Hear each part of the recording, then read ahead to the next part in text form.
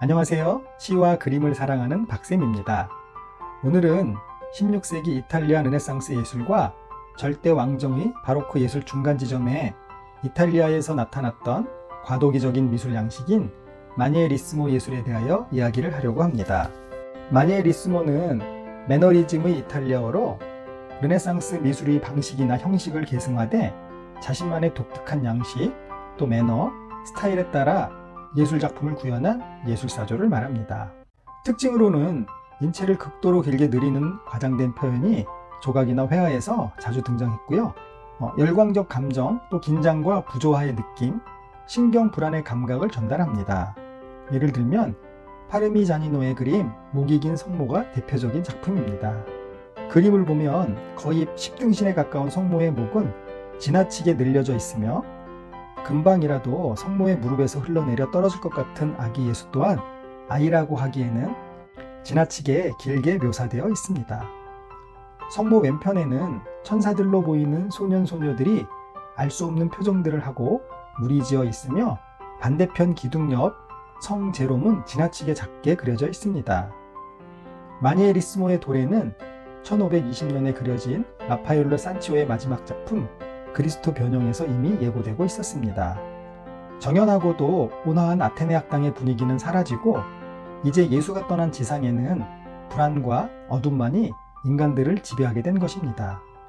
라파엘로 역시 이 마지막 작품을 완성하지 못하고 37살이라는 아까운 젊은 나이에 세상을 떠났습니다. 이 작품 속 어둠과 혼돈은 곧 다가올 라파엘로 자신의 운명과 유럽의 운명을 암시한 것처럼도 보입니다. 그리스도의 변형은 라파엘로의 마지막 유작으로 1518년부터 그리기 시작했는데 결국 완성하지 못하고 세상을 떠납니다. 그 후 제자 로마노가 그림을 완성했다고 합니다. 이 그림은 세 부분으로 나눌 수 있는데요.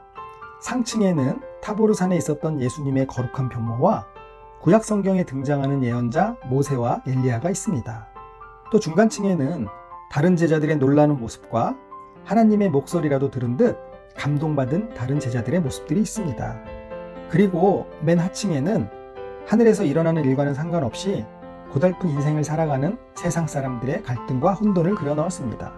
가톨릭 교회는 신앙의 이탈을 막기 위해 종교 재판과 검열을 공식화했습니다. 이후 종교적 검열을 피하기 위해 중세풍의 신비주의가 부활하고 뒤틀린 육체와 환상의 묘사는 마니에리스모의 필수 요소가 되기도 합니다.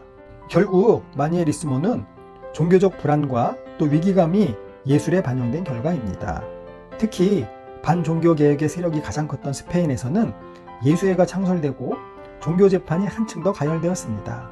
스페인 군주들이 주도한 종교재판에서 카톨릭 신앙을 어겼다고 조금이라도 의심이 되면 고문과 화형이 자행되었습니다.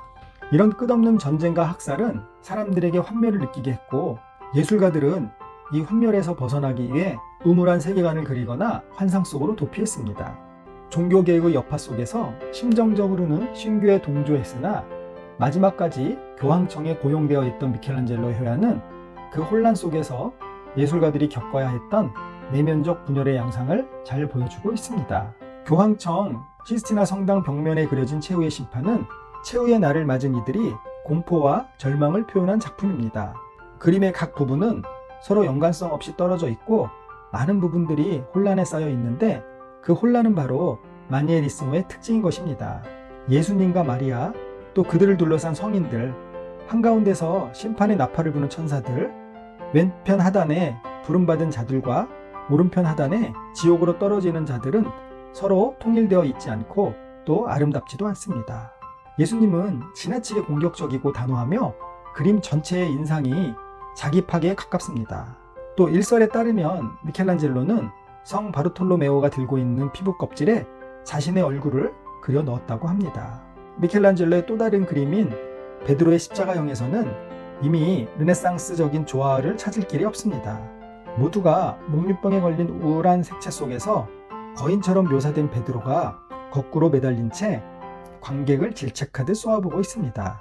이 작품을 보면 이제 미켈란젤로에게 예술보다 더 중요한 것은 신앙이 되었습니다. 종교에 대한 열망이 예술적인 표현 욕구를 앞질러 가고 있습니다. 현실의 우물함에 환멸을 느낀 거장은 다만 종교적 황홀경에서 위안을 찾을 뿐이었습니다. 이후 종교개혁의 여파는 화가들이 그림의 색채를 선택할 때도 성직자들의 지도를 받아야 할 정도로 많은 간섭을 받게 됩니다. 파올로 베로네세는 최후의 만찬에서 성경에 등장하지 않는 인물과 난쟁이 또 개 등을 그렸다는 이유로 종교재판에 회부되었고, 살아남기 위해서 이 그림의 제목을 최후의 만찬이 아닌 뇌이가의 만찬으로 바꾸게 됩니다. 이 사건 이후 베로네세가 그린 그리스도의 십자가형에서 화가의 불안감이 위태롭게 높이 솟은 십자가와 화면의 반 이상을 채운 우물한 먹구름으로 표현되고 있습니다. 한편 최후의 만찬 등 틴토레토의 그림은 기독교 신앙의 신비를 담는 데 주력하고 있으며, 그의 그림은 비현실적이고 영감에 차 있습니다. 틴토레토의 정신은 반종교개혁의 광풍이 가장 거세게 몰아친 스페인의 엘 그레코에게로 연결이 됩니다. 엘 그레코의 그림 오르가스 백작의 매장이나 또는 예수 승천 등 그의 그림은 명백히 지상에서 천상으로 연결되는 드라마이며, 마침내 만년의 목동들의 경배에서 그의 공간은 무한한 우주로 확대됩니다. 만년에 가까울수록 엘 그레코의 그림은 육체의 양감을 잃고 창백하고 무게없는 환상의 세계로 도피하고 있습니다. 파르미자니노, 엘 그레코 등 마니에리스모 계열 화가 중 많은 수가 만년의 정신분열증이나 광기의 사태에 이르렀다고 합니다. 확실한 것은 종교개혁 이후로 르네상스 회화에서 만개했던 즐거움과 인간에 대한 찬양은 사라지고 불만이 증폭되었다는 점입니다. 또 이 불안감은 회화를 신앙의 선전도구로 삼은 새로운 장르인 바로크 예술을 만개하게 했습니다. 오늘은 매너리즘으로 불리는 마니에리스모 예술에 대하여 이야기를 했습니다. 여러분들의 구독과 좋아요는 제게 힘을 주는 에너지입니다. 감사합니다.